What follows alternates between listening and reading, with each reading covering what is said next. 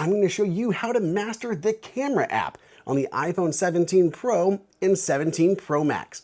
Real quick, if you want to keep up to date with the latest Apple news and reviews, hit that subscribe button.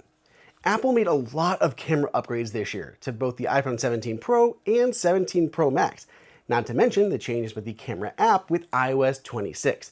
So there's a lot of stuff to talk about. Let's get into it. With iPhone 17 Pro and 17 Pro Max, there are three rear-facing cameras: a 48 megapixel ultra-wide, a 48 megapixel wide, and finally a 48 megapixel telephoto lens. On top of that, there is a LiDAR sensor, which helps with faster focusing. On the front, there is a new 18 megapixel front-facing camera with a few cool tricks that we'll get into. Let's go ahead and start with some of the basics. This may seem obvious, but let's talk about how to launch the camera. There are a number of different ways to do so. From here on the lock screen, you can program either of these two corners as the camera launcher. By default, the lower right-hand corner launches the camera. I press that, instantly into the camera. You can also swipe to the right to open the camera that way. You can program the action button located here on the top left to launch the camera app. And then we have the camera control. Again, just a quick press will open the camera.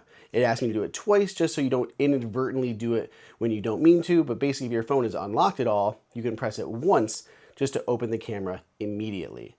Now, besides from here on your lock screen, you can go to the actual app icon, tap it and open it, or if you tap and hold, you have a few different options, including jumping straight into portrait selfie, portrait, video, or selfie modes.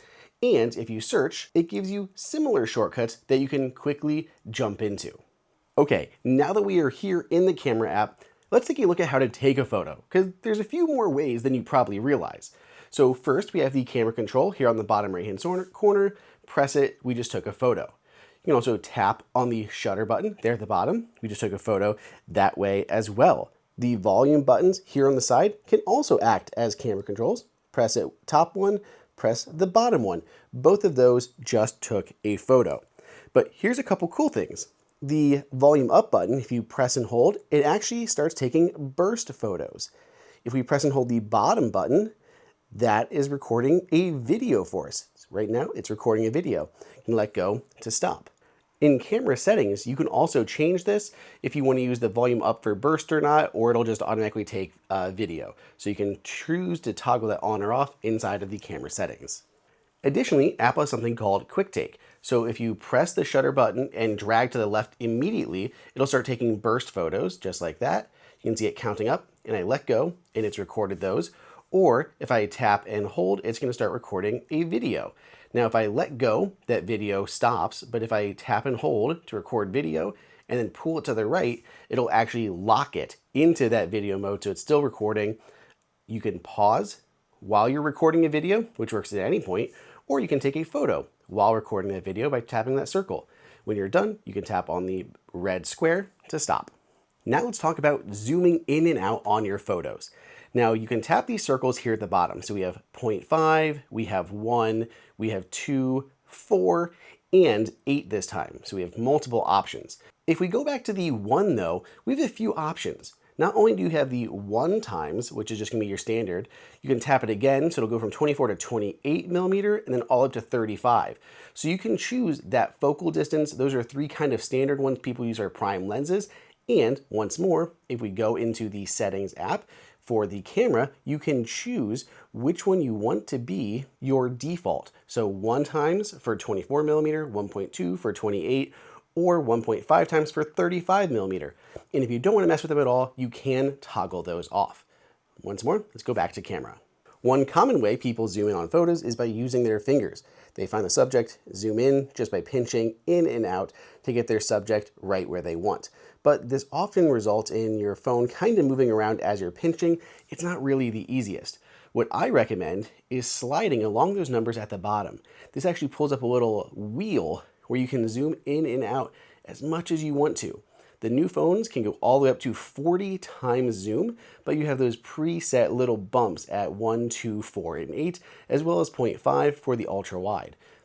When you get in as much as you want, you can pull down on that wheel to release it, or it'll disappear by itself.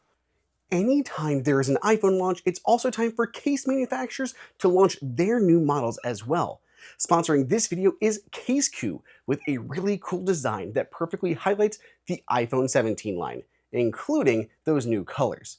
Casekoo has two flagship hues, Titanium Magic Stand 360 Cosmic Orange and Matte Magic Stand 360 Blue. Both look really nice.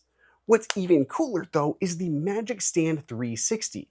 Casekoo is the first to patent this feature. You may see others with similar stands, but they are either knockoffs or maybe they don't rotate like Casekoo's Magic Stand case. They even print the patent number right on there that you could look up. For the expanded camera bump, they have the D cover. The D cover protects the camera bump and provides extra protection at the top, versus others that leave the entire thing exposed. Other features include a non-slip finish, Mag Prime MagSafe magnets, and superior drop protection. Pick yours up now to protect your iPhone at the link in the description. Casekoo Amazon is running up to 33% off for a limited time discount. Apple redesigned the camera app with iOS 26, so there's actually a lot of stuff to look at this year. Starting out with how you can switch modes. Now you can swipe here on the bottom and just by tapping to move between them all, but you don't actually have to go down to the bottom of the screen to do it. Anywhere on the screen, you can swipe left or right to change between the different modes. Video modes to the left and photo modes to the right. When you're taking a photo or a video, you can also tap on the screen to lock in your exposure and your focus. Whatever you tap on will set the focus and exposure. But on top of that, you can slide your finger up and down to adjust the exposure right there on the fly. And if you tap and hold, it's going to lock in the exposure and the focus, as you can see by that notification there on the top. So that way, as you move, it's not going to move on you. So if you have a subject that's like partially dark, partially light, now even if I kind of would make this darker, it's not going to adjust the exposure or the focus. It's going to keep it locked exactly where I set it. If you use the shared library, you'll see the indicator in that top left-hand corner. You can tap it to turn it on. It'll say shared library. It'll be in yellow. Tap it again to turn it off. These will just be saved to your personal library. You have formats, which you do not have to have here. It's optionally shown. You can choose between HEIF for high efficiency, smaller sizes, or RAW. And there's 24 megapixels or 48.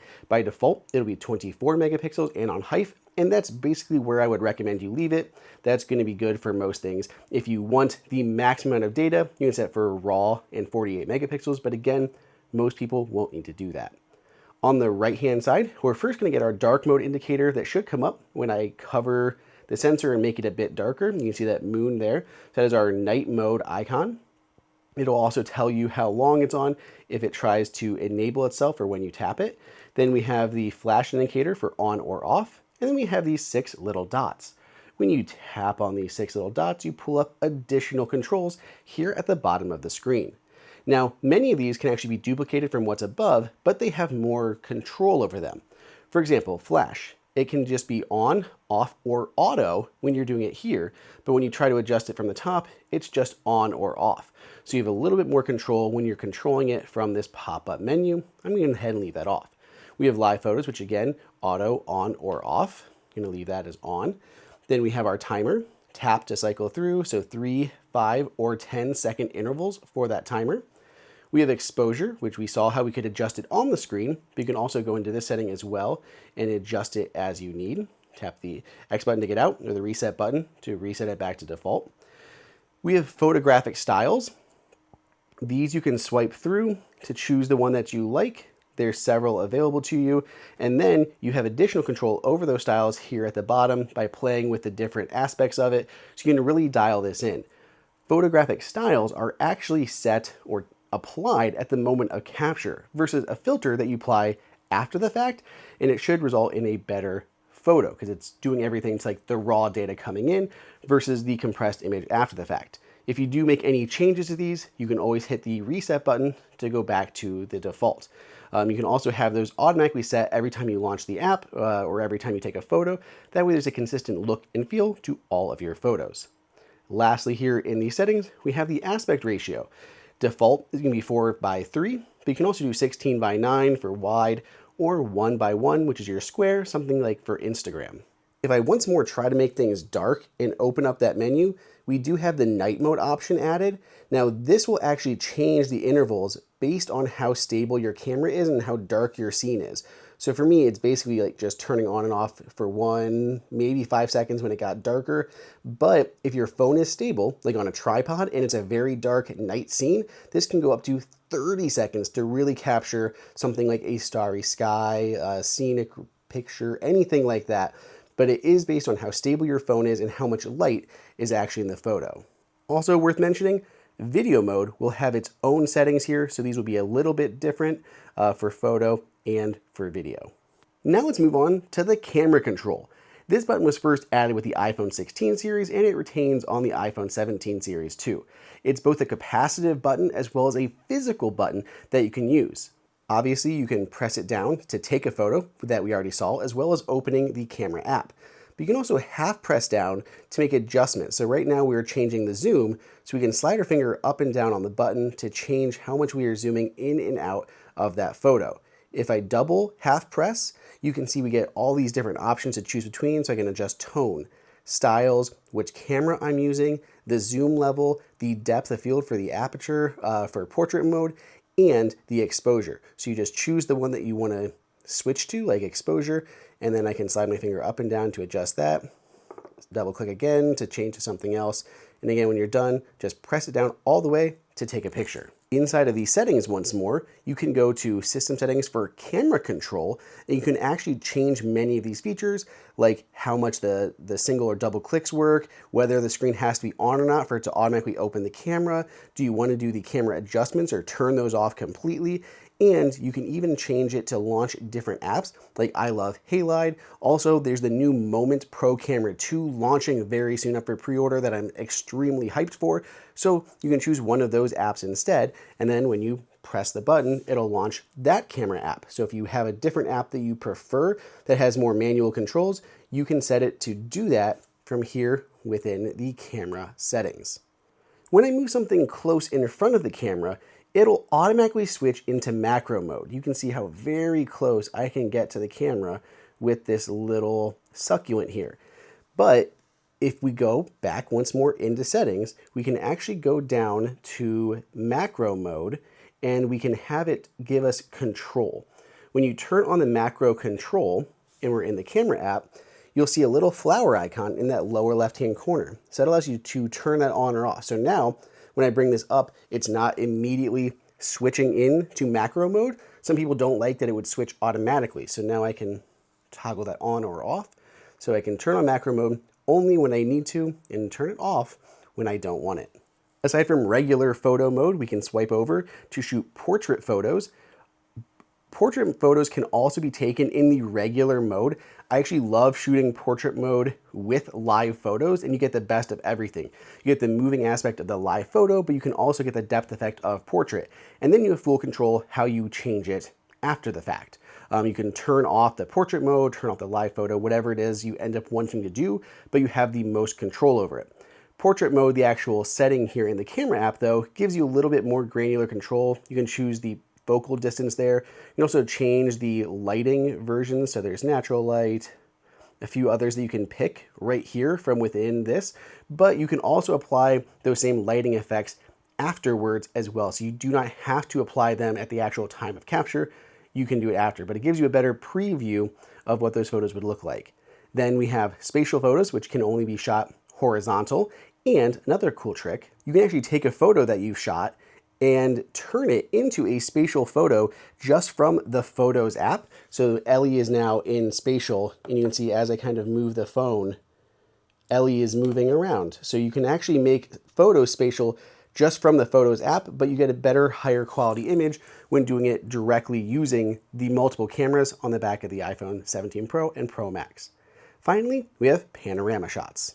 My tip for a good panorama shot though is lock your arms where they are and hold the camera, then rotate solely from the waist. So I kind of put my legs straight forward, turn my hips all the way to the side with the camera facing where it needs to be, then rotate just from the hips over instead of trying to move my arms, because then I find my arms bounce too much. It's much easier just to rotate with my hips and I get a much straighter panorama photo. Now let's talk about that front-facing camera. To get to the front-facing camera, we tap that little reverse icon in the bottom right-hand corner. Hi, you can see me now. The front-facing camera is now higher resolution and wider than it was before. I can tap on this little zoom in or out button right at the bottom to zoom in or out of this little photo mode. You can also now shoot landscape photos without having to turn your phone. I just tap the little rotate icon. Now I'm shooting a landscape photo just like that without having to turn my phone. It's very handy because it's a new square sensor. But on top of that, there are a few other cool tricks too. This button here at the top is for the center stage camera. I can turn both of these on. So there's auto zoom and auto rotate. So what's going to happen is if more people come in to join my video or my photo here, it will first zoom out to fit more people. And then if there's still more people coming in, it will then rotate it to a landscape photo. So that way it's automatically making sure everybody can fit when you take that selfie photo or video. Let's take a look at some formats inside of the camera settings really quick before we talk about video mode. So we're going to go into the camera settings and then go down here into formats. Now, I usually just shoot in HEIF, the high efficiency formats. If you don't want to do that, you can put in most compatible. This would be your regular like MP4 videos and your JPEG photos instead of HEIF and HEVC. If you're sharing with iPhone using your own stuff, it's going to be fine. When you go to AirDrop, it can automatically convert those for you or send them. It can convert them for you from those high efficiency formats, but they take up less space on your phone that way. So I prefer leaving it in HEIF and HEVC. You can also change this photo mode. In the camera app, you only have the options for like 24 and 48, but here you can drop it back down to 12. That's what the default used to be. I think 24 is better for most people, but it does take up a little bit more space. So you can drop that down to 12 if you feel like you do not need that extra quality, that extra size in your images. You can turn on Pro RAW and resolution control. So if you turn that off and we go back to the camera, that disappears from the top. So it really is just your preference on whether or not you have that extra control there. I like to be able to change that setting, so I leave that on. And you can also turn on video capture ProRes if you want to. That's going to be for your video creatives, not your everyday user. So you can probably leave that off, but it is an option to turn on if you need to. But speaking of video, let's talk about video modes. Now, for me, by default, I shoot in 4K video at 24 frames per second. That is more cinematic. You can increase that frame rate to 30, 60, or 120 if maybe you want to be able to slow it down or anything like that. But for typical stuff, 4K and 24, and I usually leave off HDR just because when I go to edit, I'm combining this footage on my camera with this footage from my Nikon, and there are problems in the brightness and everything, so I kind of leave that off. For most people watching on your phone and everything, HDR looks better, so you are free to leave that turned on. Zoom here, you have of course 0.5, but you can go all the way up to 24 times for video zoom. For video, you have a few different modes besides regular video. You have action mode, which is actually enabled over here in these settings, which is kind of funky that it's enabled here versus just its own dedicated mode. It does drop the resolution down to 2.8K because it has to crop in on that sensor to analyze for motion to stabilize it, but it works really, really well. I've done so much running after kids and dogs with action mode on, and I am shocked at how well it always does in stabilizing that footage. So if you are moving around a whole bunch, absolutely turn on action mode. Besides action mode, we can swipe to go to cinematic mode. You can see the background is now more blurred. You can see there's regular, here's in cinematic mode. You can also tap to adjust your focus. So now the pumpkin is blurred and those cases are clear. So you can change where that focus lies. You can change it while you're shooting just by tapping those places, but you can adjust it after the fact in the Photos app or even in Final Cut Pro. You can change where your focus point is at any time. It's really, really cool. Then we have slow-mo. You can change the resolutions here. You can do HD at 240 frames per second. That's your slowest. Or you can do 4K, but you're limited to only 120 frames per second. Then we have time-lapse, which will automatically adjust the intervals based on how long you're recording. The only thing I didn't yet mention for video modes is this new feature called dual capture. This actually captures me using the front-facing camera and my subject using the rear-facing camera. I can be moved anywhere on the screen, so I can move myself in any of the four corners if I want to, and when this is exported, it's exported just like that. So I can move myself around, then when I'm done, I can go look at that video down here, and it literally has me in the corner. You can see I'm moving myself around. So what you see on the screen is what your export is going to be. This is really cool, and the reason it's exclusive to these new phones is because that front-facing sensor, it actually does a great job stabilizing this guy here as well as this one here at the same time, and you just would not have that degree of stability and like clearness if we didn't have that larger square sensor here on that front-facing camera. Wrapping this up really quick, into settings, a few things that I like to point out for people. You can turn on the grid. So if I turn on the grid, we go back to the camera app, you can see there's a grid now, which can help you hit like the rule of thirds where you like things to kind of line up. You can also turn the level on and off. I also like having the level there. As you change your phone, like if I try to rotate this, that level is right there in the center and it'll yell at me and it'll turn yellow and kind of lock in when it's actually level. So that's a handy feature. If you'd like to turn that on, you can do so from here in settings. You can mirror that front-facing camera. That's also very handy. If we go up for recording sound, spatial audio, love spatial audio, and you can change how that audio sounds in the Photos app after you are done recording with it. So I highly recommend leaving it in spatial audio. And these indicators, the last one here, you can turn any of these on or off. So if you never use action mode, dual capture, anything like that, you can turn them off from the top of the camera app. So just a couple things to take into consideration as you were designing your perfect camera app.